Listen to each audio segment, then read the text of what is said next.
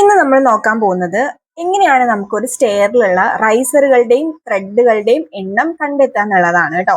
അപ്പൊ ഞാനതൊരു ഫിഗർ വരച്ച് നിങ്ങൾക്ക് എക്സ്പ്ലെയിൻ ചെയ്ത് തരാം. ജസ്റ്റ് അത് മാത്രം പറയുന്ന ഒരു വീഡിയോ ആണ്, സ്റ്റെയറിന്റെ ഡ്രോയിങ് വീഡിയോ ഒന്നും അല്ല കേട്ടോ ഇത്. അപ്പൊ നിങ്ങൾക്ക് അറിയാം, സ്റ്റെയറിന്റെ ഡ്രോയിങ് ഒക്കെ ക്വസ്റ്റ്യൻ വരുവാണെങ്കിൽ നമ്മൾ ഫസ്റ്റ് സ്റ്റെപ്പ് ആയിട്ട് ബേസിക് ആയിട്ട് കണ്ടെത്തുന്നതാണ് ആ സ്റ്റെയറിൽ എത്ര റൈസറുകൾ ഉണ്ട്, അതുപോലെ തന്നെ എത്ര ത്രെഡുകൾ ഉണ്ട് എന്നുള്ള കാര്യം. അപ്പൊ അതൊന്ന് ജസ്റ്റ് ഞാനൊരു ഫിഗർ വരച്ച് കാണിച്ചു തരാം. ഇത് നമ്മുടെ ഗ്രൗണ്ട് ഫ്ലോർ ആണ്. ഇവിടുന്ന് നമ്മളിങ്ങനെ സ്റ്റെയർ കയറി, ഇത് ഞാനൊരു സിംഗിൾ ഫ്ലൈറ്റുള്ള സ്റ്റെയറാ പറയുന്നത് കേട്ടോ. സ്റ്റെയർ കയറി നെക്സ്റ്റ് ഫ്ലോറിലോട്ട് എത്തിയെന്ന് വിചാരിച്ചോ. അപ്പൊ ആ ഫ്ലോർ തിക്നെസ് ഇങ്ങനെ ഉണ്ടായിരിക്കും അല്ലെ, ഇങ്ങനെ ഉണ്ടായിരിക്കും സ്ലാബിന്റെ തിക്നെസ്. ഇത് നമ്മുടെ ഫ്ലോർ ആണ്, ഇത് നമ്മുടെ ഫസ്റ്റ് ഫ്ലോർ ആണ്, നമ്മൾ സ്റ്റെപ്പ് കയറിയിട്ട് എത്തുന്ന ഫസ്റ്റ് ഫ്ലോർ ആണ്. അപ്പൊ നമുക്ക് ഇത്ര ഒരു ക്വസ്റ്റ്യൻ വരുമ്പോൾ നമുക്ക് അതിൽ ബേസിക്കലി തന്നിട്ടുണ്ടാവുക കുറച്ച് കാര്യങ്ങളാണ്. ഒന്ന് നമുക്ക് തന്നിട്ടുണ്ടാവുക അവിടുത്തെ റൂം ഹൈറ്റ് ആണ്. റൂം ഹൈറ്റ് അതിപ്പോ ഒരു 3.30 മീറ്റർ തന്നിട്ടുണ്ടെന്ന് വിചാരിച്ചോ, റൂം ഹൈറ്റ്.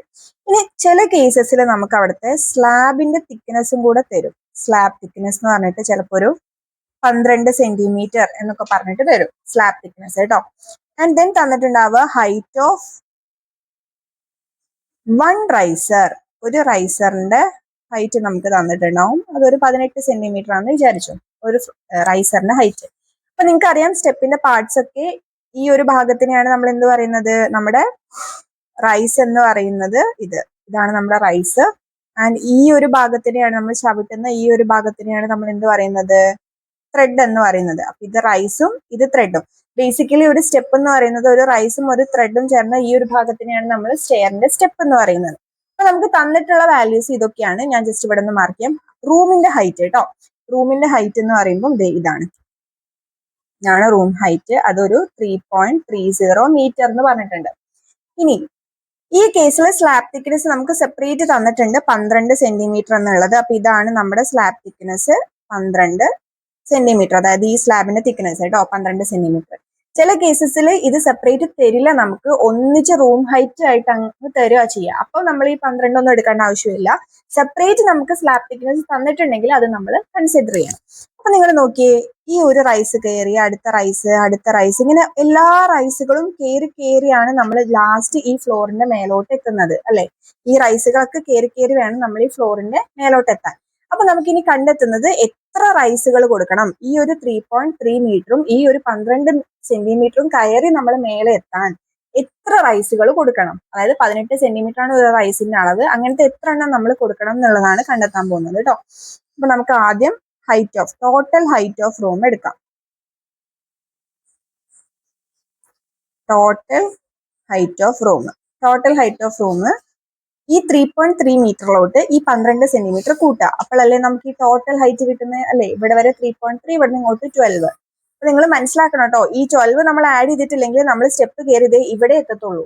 ഈ 12 കൂടെ ആഡ് ചെയ്താലേ, ഈ 12 കൂടെ കൂട്ടിയെടുത്താലേ നമ്മൾ ഫ്ലോറിന്റെ മേലെ എത്തുള്ളൂ, ഇങ്ങനെ സ്റ്റെപ്പ് കയറി വരുമ്പോൾ. ഇല്ലെങ്കിൽ നമ്മൾ ഈ താഴെ ഭാഗത്തേ എത്തുള്ളൂ കേട്ടോ, ഡിസൈൻ പ്രകാരം.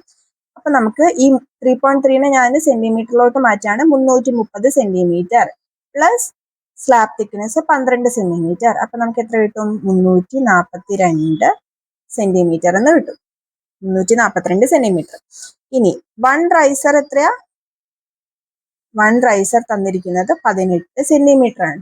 ഇനി നമുക്ക് നമ്പർ ഓഫ് റൈസേഴ്സ് കണ്ടെത്താം. Number of risers equal to, equation ആണ് നിങ്ങൾ ഓർത്ത് വെക്കേണ്ടത് കേട്ടോ. Total height of floor divided by height of one riser. Total height of floor നമ്മൾ കണ്ടെത്തി 342 സെന്റിമീറ്റർ. ആൻഡ് ഒരു റൈസർ എന്ന് പറയുന്നത് 18 സെന്റിമീറ്റർ. അപ്പൊ മൊത്തം 19 റൈസറുകൾ, 19 റൈസേഴ്സ് കേട്ടോ. അതായത് ഇത് എണ്ണാണ്, 19 എണ്ണം റൈസേഴ്സ് നമ്മൾ കൊടുത്താലുള്ളൂ നമുക്ക് എന്ത് ചെയ്യാൻ പറ്റുക, ഈ ഫ്ലോറിൽ നിന്ന് മേലത്തെ ഫ്ലോറിലോട്ട് എത്താൻ പറ്റുള്ളൂ. അപ്പൊ നമുക്ക് റൈസറുകളുടെ എണ്ണം കിട്ടി അല്ലേ. അപ്പൊ 19 എണ്ണമാണ് നമുക്ക് കിട്ടിയിട്ടുള്ളത്. ഇനി നിങ്ങൾക്കറിയാം, ത്രെഡുകളുടെ എണ്ണം കണ്ടെത്താൻ നമ്മൾ സാധാരണ ചെയ്യാറ് നമ്പർ ഓഫ് ത്രെഡ്സ് അല്ലെ? ത്രെഡ് കണ്ടെത്താൻ നമ്മൾ സാധാരണ ചെയ്യാറ് നമ്പർ ഓഫ് റൈസേഴ്സ് 1 മൈനസ് ചെയ്യുക. ഇതൊരു സിംഗിൾ ഫ്ലൈറ്റിനാണ് കേട്ടോ, ഒരു സിംഗിൾ ഫ്ലൈറ്റിലാണ്. ഒരു ഫ്ലൈറ്റിലുള്ള ത്രെഡിന്റെ എണ്ണം കണ്ടെത്താൻ അവിടുത്തെ നമ്പർ ഓഫ് റൈസേഴ്സിന് 1 മൈനസ് ചെയ്യാണ് ചെയ്യാറ്. അതായത് ഞാൻ ജസ്റ്റ് നിങ്ങൾക്ക് ഒരു എക്സാമ്പിൾ കാണിച്ചു തരാം, അത് എന്തുകൊണ്ടാണ് അങ്ങനെ വന്നേന്നുള്ളത് കേട്ടോ. ഇതൊരു ഒരു സ്റ്റെപ്പിന്റെ കുറച്ച് ഭാഗമാണ്. ഇത് നമ്മുടെ ഫ്ലോറും ഇത് ഫസ്റ്റ് ഫ്ലോറും ആണെന്ന് വിചാരിച്ചോ, അല്ലെങ്കിൽ അടുത്തൊരു ഫ്ലോർ ആണെന്ന് വിചാരിച്ചോ. ഇവിടെ എത്ര റൈസർ കൊടുത്തിട്ടുണ്ട്? 1, 2, 3 അല്ലെ? 3 റൈസറുകളാണ് ഇവിടെ കൊടുത്തിട്ടുള്ളത്. അവിടെ എത്ര ത്രെഡ് ഉണ്ടെന്ന് നിങ്ങൾ എണ്ണി നോക്കിയേ. 1, 2 അല്ലെ? അപ്പൊ 3 റൈസർ ഉണ്ടായതോടത്ത് 2 ത്രെഡ് ആണ് ഉണ്ടായിരിക്കുക. അപ്പം 5 റൈസർ ഉണ്ടെങ്കിൽ അവിടെ എത്ര ത്രെഡ് ഉണ്ടാവും? 4 ത്രെഡ് ഉണ്ടാവും. ഇനി അവിടെ ഒരു 10 റൈസർ ഉണ്ടെങ്കിൽ അവിടെ എത്ര ത്രെഡ് ഉണ്ടായിരിക്കും? 10 മൈനസ് 1 9 ത്രെഡ്. അപ്പൊ എപ്പോഴും റൈസിനേക്കാളും 1 കുറവായിരിക്കും ത്രെഡിന്റെ എണ്ണം കേട്ടോ. ഒരു സിംഗിൾ ഫ്ലൈറ്റിലാണ് നമ്മൾ നോക്കുന്നത്. അപ്പൊ ഇവിടെ നമുക്ക് നോക്കാം, മൊത്തം 19 റൈസേഴ്സ് ആണ് നമുക്ക് കിട്ടിയത്. ഈ 19 റൈസേഴ്സ് നമ്മൾ ഒറ്റ സ്ട്രെച്ചിൽ ഒരു ഫ്ലൈറ്റിലായിട്ട് നമ്മൾ സാധാരണ കൊടുക്കാറുണ്ടോ? ഇല്ല, നമ്മൾ അതിനെ സ്പ്ലിറ്റ് ചെയ്ത് 2 ഫ്ലൈറ്റിൽ. നമുക്കറിയാം മിനിമം 3 റൈസറെ ഒരു ഫ്ലൈറ്റ് വേണം, മാക്സിമം 12 റൈസറെ ഒരു ഫ്ലൈറ്റിൽ വരാൻ പാടുള്ളൂ, അല്ലെങ്കിൽ നമുക്കത് കയറാൻ ബുദ്ധിമുട്ടായിരിക്കും. അപ്പൊ നമ്മൾ എന്ത് ചെയ്യാം, അതിനെ 2 ഫ്ലൈറ്റിലോട്ട് സ്പ്ലിറ്റ് ചെയ്ത് എഴുതാം. ഫസ്റ്റ് ഫ്ലൈറ്റ് എന്ന് ഞാൻ എഴുതിയിട്ടുണ്ട്. ആ ഫസ്റ്റ് ഫ്ലൈറ്റിലുള്ള റൈസറുകളുടെ എണ്ണം, റൈസേഴ്സ് പറഞ്ഞത് മൊത്തം നമുക്ക് എത്ര എണ്ണം ഉള്ളത്? 19 എണ്ണമാണ് മൊത്തം ഉള്ളത്. അപ്പൊ അതിൽ നിന്ന് ഞാൻ എന്ത് ചെയ്യാൻ പോവാ, ഒരു 10 എണ്ണം, ഒരു 10 റൈസർ ഞാൻ ഇവിടെ കൊടുക്കും. അപ്പൊ ഇവിടെ എത്ര ത്രെഡ് ഉണ്ടായിരിക്കും നിങ്ങൾ പറഞ്ഞേ? ഇവിടെ എത്ര ത്രെഡ് ഉണ്ടായിരിക്കും?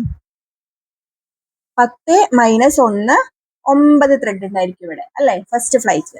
ഇനി നമുക്ക് അതുപോലെ തന്നെ സെക്കൻഡ് ഫ്ലൈറ്റും കണ്ടെത്താം. സെക്കൻഡ് ഫ്ലൈറ്റിൽ എത്ര റൈസർ ഉണ്ടാവും എന്ന് നമുക്ക് ആദ്യം നോക്കാം. ഇവിടെ മൊത്തം 19 എണ്ണമാണ് ഉള്ളത്, മൊത്തം 19 റൈസർ ആണ് ഉള്ളത്. അതിൽ 10 എണ്ണം ഇവിടെ കൊടുത്തു. അപ്പൊ ബാക്കി ഇവിടെ എത്ര ഉണ്ടാവും നിങ്ങൾ പറഞ്ഞേ? 19 മൈനസ് 10, ഇവിടെ 9 റൈസറുകൾ ഉണ്ടായിരിക്കും. ഇനി അപ്പൊ ഇവിടെ എത്ര ത്രെഡ് ഉണ്ടായിരിക്കും എന്ന് പറഞ്ഞേ? ത്രെഡ് എത്ര ഉണ്ടായിരിക്കും? 9 മൈനസ് 1 8 ത്രെഡ് ഉണ്ടായിരിക്കും. മനസ്സിലായോ? സെപ്പറേറ്റ് ഓരോ ഫ്ലൈറ്റിലെയും കണ്ടെത്തുക. ഓരോ ഫ്ലൈറ്റിലെയും ത്രെഡിന്റെ എണ്ണം കണ്ടെത്തുമ്പോൾ അവിടെ എത്ര റൈസർ ഉണ്ടോ അതിൽ നിന്ന് 1 കുറയ്ക്കുക. അപ്പോഴാണ് നമുക്ക് ത്രെഡിന്റെ എണ്ണം ബേസിക്കലി കിട്ടുന്നത് കേട്ടോ. അപ്പൊ നമുക്ക് ഏത് ക്വസ്റ്റ്യൻ സ്റ്റെയർ ഡിസൈൻ ചെയ്യാൻ വേണ്ടി വന്നാലും ഫസ്റ്റ് നമ്മൾ ഈ റൈസും ത്രെഡും ഒക്കെ കണ്ടെത്തേണ്ടി വരും. അപ്പൊ അതുകൊണ്ട് ഈ കൺസെപ്റ്റ് എല്ലാവർക്കും ക്ലിയർ ആയിരിക്കണം. ഇതുപോലൊരു വീഡിയോ ഞാൻ ഓൾറെഡി ചെയ്തിട്ടുണ്ട്, എന്നാൽ നിങ്ങൾക്ക് ഒന്നും കൂടി ഹെൽപ്ഫുൾ ആകാൻ വേണ്ടിയിട്ടാണ് ഒരു ഡീറ്റെയിൽഡ് വീഡിയോ ആയിട്ട് ചെയ്യുന്നത് കേട്ടോ. ഇവിടെ നിങ്ങൾ മനസ്സിലാക്കേണ്ടത്, ഈ സ്ലാബ് തിക്നെസ് സെപ്പറേറ്റ് തന്നിട്ടുണ്ട് എന്നുണ്ടെങ്കിൽ, ക്വസ്റ്റ്യനിൽ തന്നിട്ടുണ്ടെങ്കിൽ ഉറപ്പായിട്ടും നമ്മൾ ടോട്ടൽ ഹൈറ്റ് ഓഫ് ഫ്ലോർ എടുക്കുമ്പോൾ ഈ 3.3 ഈ ഒരു സ്ലാബ് തിക്നെസ്സും കൂടെ ആഡ് ചെയ്തിട്ട് വേണം നമ്മളിവിടെ ഈ ഇക്വേഷനിൽ കൊടുക്കാൻ വേണ്ടിട്ടോ. ഇക്വേഷൻ ഇമ്പോർട്ടന്റ് ആണ്, ഇതറിഞ്ഞാൽ മാത്രമേ നമുക്ക് ഇതൊക്കെ ചെയ്യാൻ വേണ്ടി പറ്റുള്ളൂ. അപ്പൊ എല്ലാവരും ക്ലിയർ ആയിട്ട് പഠിക്കുക. എന്തെങ്കിലും ഡൗട്ട്സ് ഉണ്ടെങ്കിൽ കമന്റ് സെക്ഷനിൽ ചോദിക്കാം കേട്ടോ. താങ്ക്